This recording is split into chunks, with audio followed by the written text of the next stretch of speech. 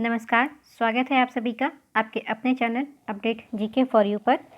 आज हम पढ़ने जा रहे हैं भारत की अन्य नदियों के बारे में। भारत में कई सारी छोटी छोटी अन्य नदियां हैं जिनके बारे में भी कई बार क्वेश्चंस पूछ लिए जाते हैं एग्ज़ाम में, तो जो कि हमें नहीं पता होते हैं और हमारा क्वेश्चन गलत हो जाता है। तो चलिए आज हम उसी के बारे में डिस्कशन करेंगे।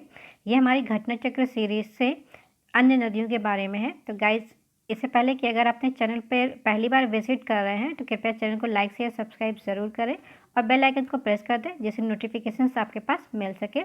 और अच्छी लगी वीडियो तो आप अपने दोस्तों को भी शेयर ज़रूर करिएगा। चलिए शुरू करते हैं। अन्य भारत की नदियाँ, जो कि एग्ज़ाम में आने ही वाले हैं, क्वेश्चन यहाँ से अक्सर पूछे जाते हैं। और अगर कोशिश करिएगा गाइस कि वीडियो में अंत तक बने रहिएगा जिससे कि आपको फ़ायदा काफ़ी मिल सके। तो पहला क्वेश्चन हम देखते हैं। सिंधु नदी प्रणाली के संदर्भ में निम्नलिखित 4 नदियों में से 3 नदियां इनमें से किसी एक नदी से मिलती हैं जो सीधे सिंधु नदी से मिलती हैं। इस निम्न में से एक नदी कौन सी है जो सिंधु नदी से सीधे मिलती है? तो ऑप्शन में से डी आंसर हमारा सही हो जाएगा, सतलज नदी। सतलज नदी जो है डायरेक्ट सिंधु में मिलती है, बाकी नदियाँ जो है सतलज में मिल के तब मिलती हैं। तो चलिए आगे इसकी व्याख्या देख लेते गए। रावी और झेलम नदी चेनाब में मिलती है, चेनाब सतलज में मिल जाती है, तत्पश्चात सतलज नदी जो है सिंधु नदी में मिलती है। भारत में चंद्रा और भागा नदियाँ किस क्षेत्र में बहती हैं? ऑप्शंस में से सी आंसर सही हो जाएगा, लाहौल। इसकी व्याख्या है, भारत में हिमाचल प्रदेश राज्य के लाहौल घाटी में चंद्रा और भागा नदियाँ प्रवाहित होती हैं। चंद्रा नदी का उद्गम चंद्रा ताल के निकट एक ग्लेशियर से होता है, जबकि भागा नदी का उद्गम बारालाचा ला के निकट होता है। तंडी के निकट चंद्रा एवं भागा का संगम होता है तथा यह चंद्रभागा नदी या चिनाब नदी कहलाती है। भारत की निम्नलिखित नदियों में से कौन हिमालय की सभी श्रेणियों को काटती है? तो ऑप्शंस में से बी आंसर सही हो जाएगा, सतलज नदी। सतलज नदी हिमालय की श्रेणियों को काटकर गहरी गॉर्ज का निर्माण करती है। यह नदी हिमालय पार ट्रांस हिमालय नदी है।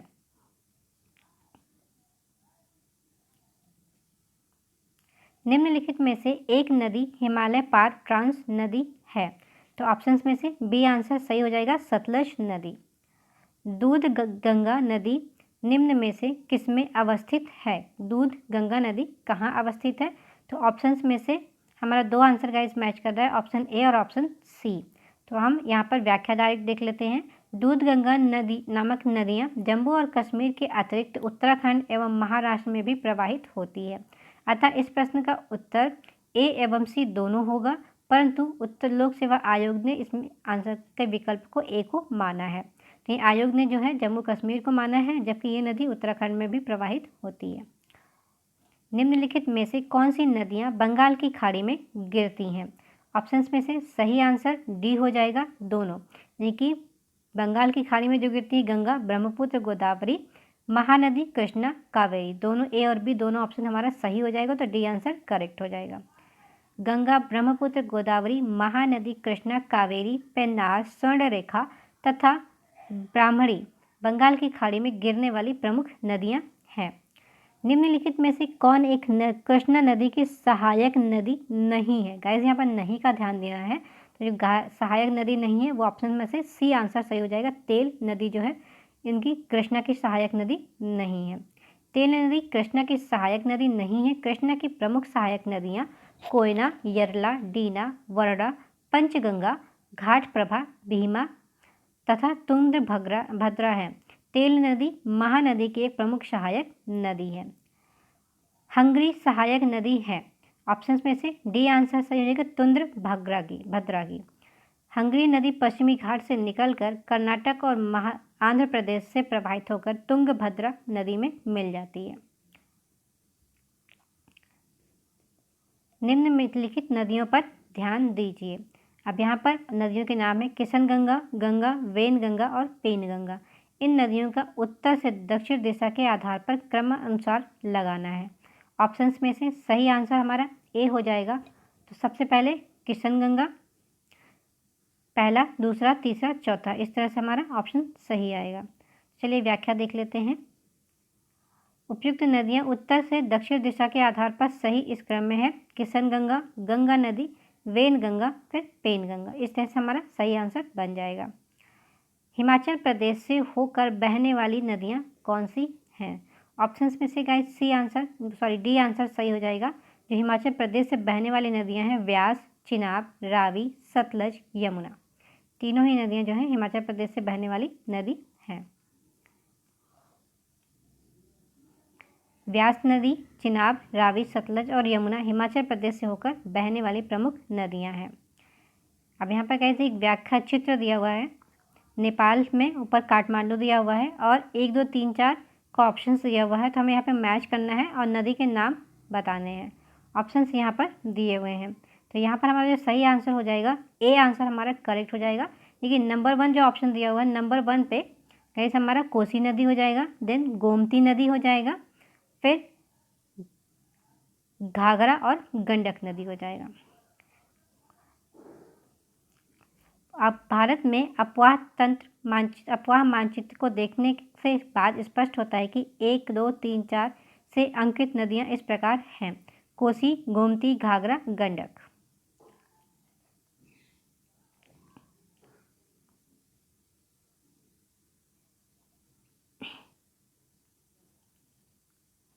सूची 1 और सूची 2 को मिलान करना है। नीचे दिए गए कूट का उपयोग करते हुए सही आंसर बनाना है हमें। तो 2 आप दिया हुआ है और नदियाँ दी हुई है। तो यहाँ पर गाइस सही आंसर हमारा 2 आप के हिसाब से अगर हम मैच करेंगे तो हमारा इस प्रकार ए आंसर सही हो जाएगा। यानी कि अब यहाँ पर हम देख लेते हैं, तो ए आंसर हमारा किस तरह से हम मैच करके देखते हैं। तो वेस्ट 2 आप जो है यानी कि हमारा 3rd ऑप्शन हो जाएगा, बी का हमारा 2nd ऑप्शन हो जाएगा, सी का 1st ऑप्शन है और डी का 4 ऑप्शन है। इस तरह से देखिए बेस्ट 2 आप जो है व्यास और सतलज के मध्य में है, बारी 2 आप रावी और ब्यास के मध्य में है, रचना 2 आप जो है रावी चिनाब के मध्य और जाज 2 आप जो है चिनाब और झेलम के मध्य में है। इस तरह से हमारा आंसर सही हो जाएगा। की व्याख्या भी इस तरह से दी हुई है, आप यहाँ पे देख लीजिए। चाहे तो आप स्क्रीनशॉट भी इसका लेकर के गाइस रख लीजिए ताकि फ्यूचर में आपके याद रहे। नेक्स्ट प्रश्न है, निम्न नहरों में से किसे दामोदर नदी से निकाला गया है? कुछ यहाँ पे नहरें दी हुई हैं, तो कौन से नहर जो है दामोदर नदी से निकली है? ऑप्शंस में से बी आंसर सही हो जाएगा, एडन नहर। एडन नहर जो है दामोदर से निकली है। एडन नहर वर्ष 1938 में दामोदर नदी से निकाली गई थी। यह 65 किलोमीटर लंबी है और लगभग 10,000 हेक्टेयर भूमि को सिंचित करती है। भारत की निम्नलिखित नदियों में से कौन सी दामोदर नदी की सहायक नहीं है? तो जो नहीं सहायक है ऑप्शंस में से बी आंसर करेक्ट हो जाएगा, इंद्रावती। व्याख्या है, दामोदर नदी हुगली की सहायक नदी है। दामोदर नदी का उद्गम छोटा नागपुर पठार से होता है। यह झारखंड और पश्चिम बंगाल में बहती है। इसकी सहायक नदियाँ बारकी, जमुनिया तथा बराकर है। दामोदर नदी पर ही दामोदर घाटी निगम आधारित है। इंद्रावती नदी गोदावरी की सहायक नदी है जो उड़ीसा, महाराष्ट्र और छत्तीसगढ़ में बहते हुए गोदावरी से महाराष्ट्र के सोमनूर में मिलती है। दामोदर जिसकी सहायक नदी है वह है, ऑप्शंस में से बी हुगली नदी है। दामोदर नदी निकलती है ऑप्शंस में से, तो छोटा नागपुर पठार, बी आंसर हमारा करेक्ट हो जाएगा, छोटा नागपुर पठार से निकलती है। रजरंपा किन नदियों के संगम पर स्थित है? ऑप्शंस में से ए आंसर हमारा करेक्ट हो जाएगा, दामोदर और भेरा नदियों के संगम पर स्थित है रजरंपा। रामगढ़ झारखंड से 28 किलोमीटर दूर स्थित रजरंपा एक शक्ति पीठ है। रजरंपा दामोदर और भैरवी तथा भेरा नदियों के संगम पर अवस्थित है। यहाँ स्थित छिन्नमस्तिका मंदिर एक बहुत प्रसिद्ध एवं हिंदू तीर्थ स्थल का एक प्रमुख स्थान है। यह मंदिर बहुत पुराना है और इसका वास्तुशिल्प डिजाइन तांत्रिक महत्व के अन्य मंदिरों के समान है। पूर्व की ओर बहने वाली भारत की निम्नलिखित नदियों में से किस एक में निम्नावलन के कारण विभ्रंश घाटी है? तो ऑप्शंस में से सही आंसर हमारा ए हो जाएगा, दामोदर घाटी, दामोदर नदी। निम्नावलन यानी कि डाउन रैपिंग के कारण विभ्रंश घाटी का निर्माण का संबंध दामोदर घाटी से है। नदियों में से कौन सर्वाधिक प्रदूषित नदी है? तो ऑप्शंस में से सी आंसर दामोदर नदी सर्वाधिक प्रदूषित नदी है।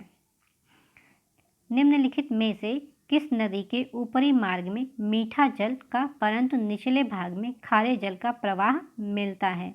तो ऑप्शंस में से का सही आंसर बी लूनी नदी। लूनी नदी में जो है खारे जल का प्रवाह मिलता है, मीठा और खारा दोनों ही जल का प्रवाह हमें मिलता है। अगला क्वेश्चन है, इसकी व्याख्या देख लीजिए। राजस्थान की लूनी नदी का उद्गम अजमेर के निकट अरावली श्रृंखला में स्थित नागा पहाड़ी से होता है। प्रारंभ में इसे साबरमती के आश्रम से जाना जाता है, साबरमती के आश्रम से, तथा पुष्कर झील से निकलने वाली इसकी सहायक नदी सरस्वती के इसमें मिलने के बाद यह लूनी नदी कहलाती है। अपने प्रवाह मार्ग के ऊपरी भाग में लगभग 100 किलोमीटर तक इसमें मीठा जल पाया जाता है, परंतु बाड़मेर में बलोतरा में पहुंचकर इसका जल लवणी तथा खारा हो जाता है, जो कि यहाँ इसके प्रवाह मार्ग की सतत में लवण समृद्ध होने के कारण होता है। यह नदी दक्षिण पश्चिम दिशा में बहती हुई कच्छ के रण में विलीन हो जाती है। इस प्रकार यह एक भूबाधित नदी है। जल के खारेपन के कारण ही इसका लूनी यानी राजस्थान लूनी नामक नाम पड़ा है। यह नाम संस्कृत शब्द लवणावती से व्युत्पन्न हुआ है।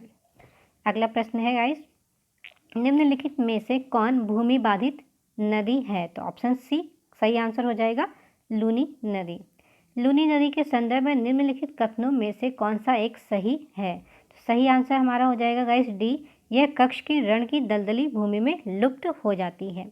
यह आंसर हमारा करेक्ट हो जाएगा। अंतःस्थलीय अपवहन नदी का उदाहरण है? ऑप्शंस में से बी आंसर घग्गर नदी। अंतःस्थलीय अपवहन नदी का उदाहरण है घग्गर नदी। वर्ष 2008 में बिहार की कौन सी नदी ने अपना मार्ग परिवर्तित किया और आपदा की स्थिति उत्पन्न की? तो ऑप्शंस में से सी आंसर करेक्ट कोसी नदी। कोसी नदी ज़्यादातर अपना मार्ग बदलने के रूप में जानी जाती है कि ये कभी भी अचानक से जो है अपना मार्ग बदल लेती है। कोसी नदी अपना मार्ग परिवर्तन एवं आकस्मिक बाढ़ के लिए प्रसिद्ध है। इसके कारण इसे बिहार का शोक कहा जाता है। वर्ष 2008 में बिहार में कोसी नदी के अपना मार्ग परिवर्तित किया तथा बाढ़ रूपी आपदा की स्थिति उत्पन्न की थी। निम्न नदियों में सबसे अधिक नदी पथ परिवर्तन किया है? सबसे अधिक नदी पथ परिवर्तन किया है तो सी आंसर कोसी नदी ने। निम्न नदियों में से कौन अपना मार्ग में परिवर्तन करने के लिए कुख्यात है? ऑप्शन बी कोसी नदी। खारी नदी जिस अपवाह तंत्र का अंग है वह है? खारी जल जिस अपवाह तंत्र का अंग है वह है? तो ऑप्शंस में से डी बंगाल की खाड़ी। खारी नदी चंबल की सहायक नदी है। चंबल यमुना की सहायक नदी और यमुना गंगा की सहायक नदी है, जो कि बंगाल की खाड़ी में गिरती है। इस प्रकार ये सभी नदियां बंगाल की खाड़ी अपवाह तंत्र का अंग हैं। निम्नलिखित में से कौन सी नदी का स्रोत हिम नदों में नहीं है? ऑप्शंस में से जो हिम नदों में जिनका स्रोत नहीं है वो है सी कोसी नदी। कोसी नदी 3 धाराओं सुन, अरुण और तमोर कोसी के संगम से निर्मित होती है, अतः इस प्रश्न के संदर्भ में कोसी सर्वाधिक उपयुक्त उत्तर होगा। त्रिवेणी नहर में किस नदी से पानी आता है? त्रिवेणी नहर में किस नदी से पानी आता है? ऑप्शंस में से सी आंसर गंडक नदी से। त्रिवेणी नहर में गंडक नदी से पानी आता है। यह पश्चिमी चंपारण जिले बिहार में स्थित है। त्रिवेणी नहर किस नदी से निर्मित है? तो ऑप्शंस में से यहाँ पर दिया हुआ है, इसका आंसर हमारा सी हो जाएगा गंडक नदी। त्रिवेणी नहर का निर्माण बिहार में गंडक नदी पर किया गया है। भारत में उत्तर से दक्षिण की ओर जाते हुए नीचे दी गई नदियों में से निम्नलिखित में से सही अनुक्रम कौन सा होगा? तो उत्तर से दक्षिण का क्रम हमें निकालना है, तो यहाँ पर बी आंसर गाइस हमारा करेक्ट हो जाएगा श्योक, जासकर, स्पीति, सतलज। ये आंसर हमारा हो जाएगा श्योक, जासकर, स्पीति, सतलज। उपयुक्त नदियों में से उत्तर से दक्षिण पूर्व का क्रम श्योक, जासकर, स्पीति, सतलज नदी है। संथाल परगना में लगने वाला दुमका का हिजला मेला किस नदी पर के तट पर आयोजित किया जाता है? ऑप्शंस में से गाइस सी आंसर सही हो जाएगा, मयूराक्षी नदी पर। हिजला मेला जो है मयूराक्षी नदी पर लगता है। संथाल परगना में दुमका के हिजला नामक स्थान पर जनजातीय मेला लगता है। हिजला मयूराक्षी नदी के तट पर अवस्थित है। दो राज्यों में पहली बार दो नदियों की जोड़ने की परियोजना के संबंध में समझौते के स्मृति पत्र पर हस्ताक्षर किए गए हैं। राज्यों एवं नदियों का नाम बताना है। ऑप्शंस में से बताने हैं हमें, तो ऑप्शंस में से हमारा बी आंसर करेक्ट हो जाएगा, उत्तर प्रदेश एवं मध्य प्रदेश, और लिंक है केन और बेतवा नदी का, तो बी आंसर करेक्ट होगा। केन बेतवा लिंक परियोजना पर मध्य प्रदेश के तत्कालीन मुख्यमंत्री बाबूलाल गौर और उत्तर प्रदेश के मुख्यमंत्री मुलायम सिंह यादव और केंद्र सरकार के तत्कालीन जल संसाधन मंत्री प्रियंजन दास मुंशी के मध्य 25 अगस्त 2005 को समझौता ज्ञापन पर हस्ताक्षर किए गए थे। नेक्स्ट क्वेश्चन है, उत्तर प्रदेश एवं मध्य प्रदेश राज्यों में संयुक्त राजघाट नदी घाटी परियोजना लागू की गई थी। ऑप्शंस में से डी आंसर बेतवा नदी पर राजघाट परियोजना लागू की गई थी बेतवा नदी पर। राजघाट नदी घाटी परियोजना उत्तर प्रदेश और मध्य प्रदेश में संयुक्त रूप से स्थापित परियोजना है। यह परियोजना उत्तर भारत के ललितपुर जिले से 22 किलोमीटर दूर बेतवा नदी पर स्थित है। निम्नलिखित बांधों में से कौन बेतवा नदी पर बनाया गया है? ऑप्शंस में से डी आंसर राजघाट बांध। निम्नलिखित युग्मों पर विचार कीजिए, सहायक नदी और मुख्य नदी मैच करना है। यहाँ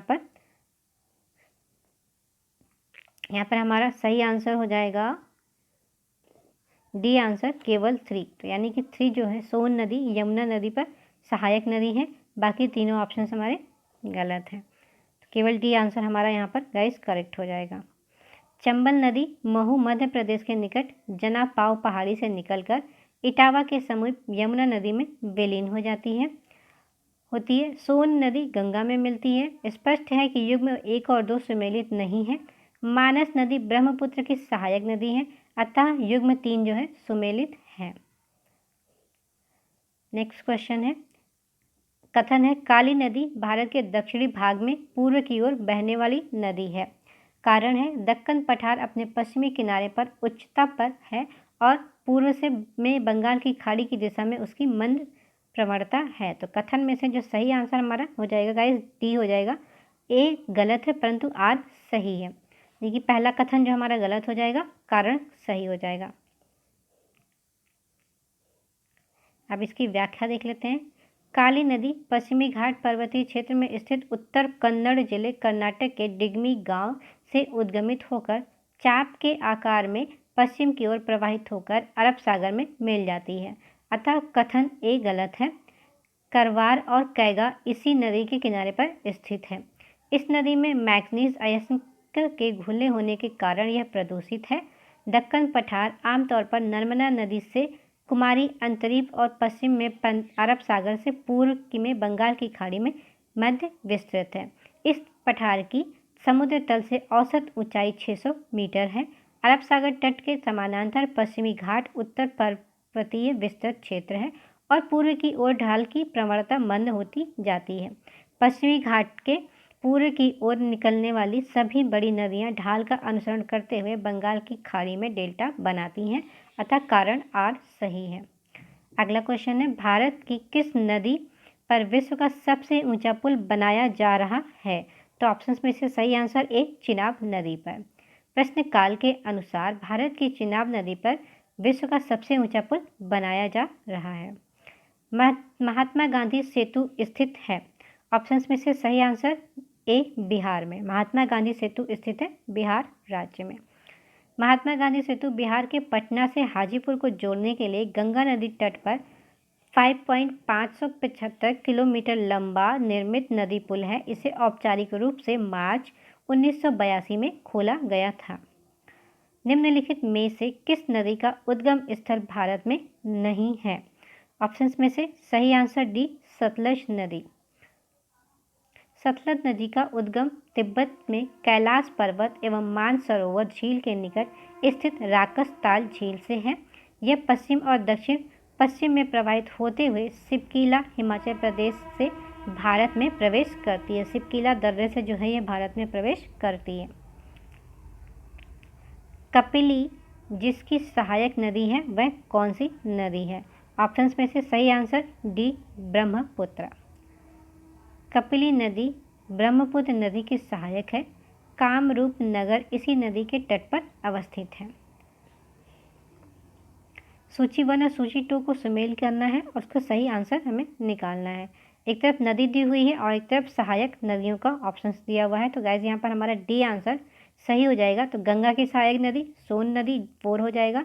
गोदावरी की सहायक नदी मंजीरा और सी कृष्णा की सहायक नदी जो है भीमा हो जाएगा और यमुना की सहायक नदी केन नदी हो जाएगा। तो इस तरह से हमारा डी ऑप्शन सही हो जाएगा। अब यहाँ पर इसकी व्याख्या देख लेते हैं। गंगा की सहायक नदी सोन, गोदावरी, मंजीरा, कृष्णा, भीमा, यमुना, केन नदी।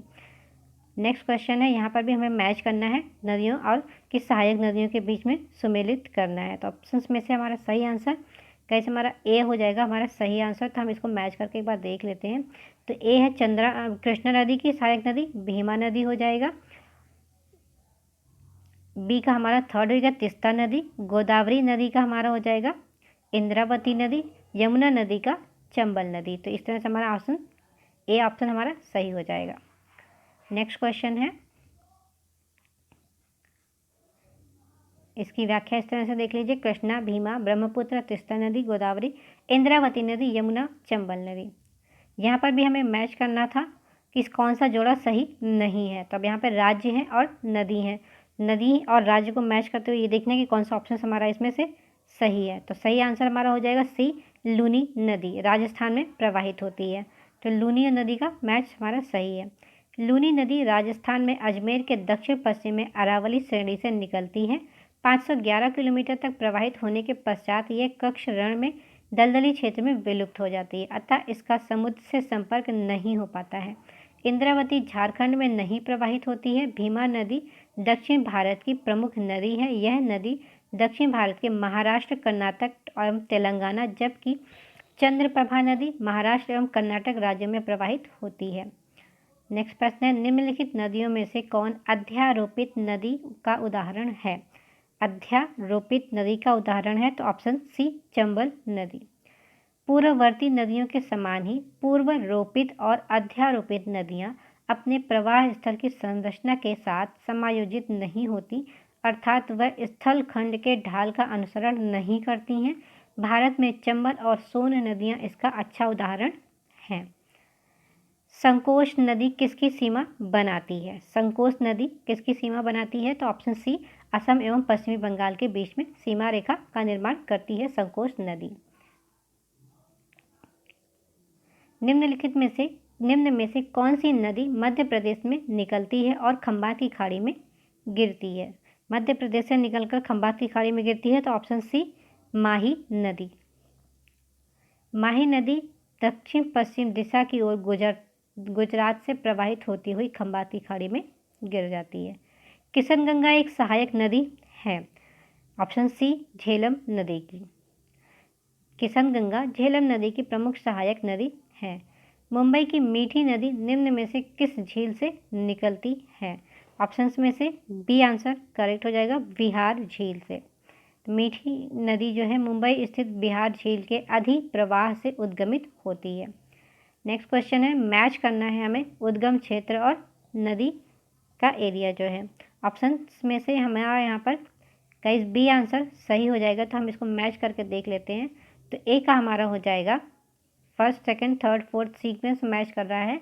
तो ये कावेरी नदी हमारा यहीं पे हो जाएगा। झेरी सीधे सीधे हमारा एक तरह से मैच कर रहा है, लाइन बाय लाइन हमारा ऑप्शन बी हमारा मैच कर जाएगा।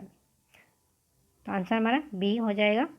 अगला प्रश्न है, इसकी व्याख्या पे देख लीजिए। ब्रह्मगिरी पहाड़ी कावेरी नदी पे, वेरी नाग सोता झरना झेलम नदी पे, महाबलेश्वर कृष्णा नदी, छोटा नागपुर का पठार स्वर्ण रेखा नदी। अगला क्वेश्चन है, निम्नलिखित नदियों में से कौन सा अपने भ्रंश घाटी प्रवाह के लिए प्रसिद्ध है? ऑप्शंस में से बी आंसर करेक्ट हो जाएगा, दामोदर नदी। प्रश्नगत नदियों में से दामोदर नदी अपने भ्रंश घाटी प्रवाह के लिए प्रसिद्ध है। यह झारखंड राज्य के छोटा नागपुर पठार में खमरप्पा पहाड़ी से निकलती है। यह हजारीबाग पठार एवं रांची पठार के मध्य प्रवाहित होते हुए भ्रंश घाटी का निर्माण करती है। अगला क्वेश्चन है, मैच करना है हमें यहाँ पर। तो ऑप्शंस में से नदियाँ दी हुई हैं और उनकी सहायक नदियों को मैच करना है। तो सही आंसर हमारा एक भी यहाँ पर मैच नहीं कर रहा जो ये ऑप्शंस दिए हुए हैं। तो हम इसकी सीधे व्याख्या देख लेते हैं। ऑप्शन है, वर्धा नदी जो है पेनगंगा की सहायक नदी है। महानदी शिवनाथ की सहायक नदी, शिवनाथ जो है महानदी की सहायक है। और बराकर दामोदर की सहायक है। और भवानी कावेरी की सहायक नदी है। पेनगंगा नदी बुल्ढाना श्रेणी महाराष्ट्र में निकलती है। यह वर्धा से मिलती है एवं इसकी और पेनगंगा की संयुक्त धारा प्राणहिता नदी से मिलती है। प्राणहिता अंततः गोदावरी नदी में मिल जाती है। इस प्रकार पेनगंगा गोदावरी की सहायक नदी बन सकती है। ऑप्शंस में से पेनगंगा यहाँ पर दिया हुआ है तो गोदावरी का सहायक नदी बन जाएगी। बी ऑप्शन हमारा करेक्ट, ए का 2 ऑप्शन हमारा सही हो जाएगा।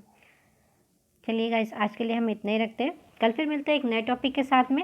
वीडियो कैसी लगी ये कमेंट करके ज़रूर बताइएगा। अगर आपने चैनल को लाइक शेयर सब्सक्राइब नहीं किया है तो कृपया आप लाइक शेयर सब्सक्राइब कर ले, बेल आइकन को प्रेस कर दें जिससे नोटिफिकेशन आपके पास मिल सके। तो वीडियो देखने के लिए धन्यवाद।